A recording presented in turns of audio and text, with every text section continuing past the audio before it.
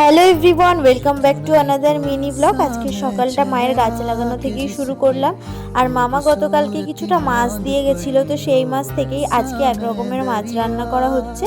আর তার সঙ্গে ছাদ থেকে কিছুটা ব্রাহ্মী শাক তুলে আনা হয়েছিল, সেগুলো ধুয়ে নিলাম। একদম সিম্পল রান্না বান্নাই আজকে হবে। একটা শাক দিয়ে হালকা করে মাখা মাখা করে ঝোল, আর তার সঙ্গে ছিল মাছের ঝোল।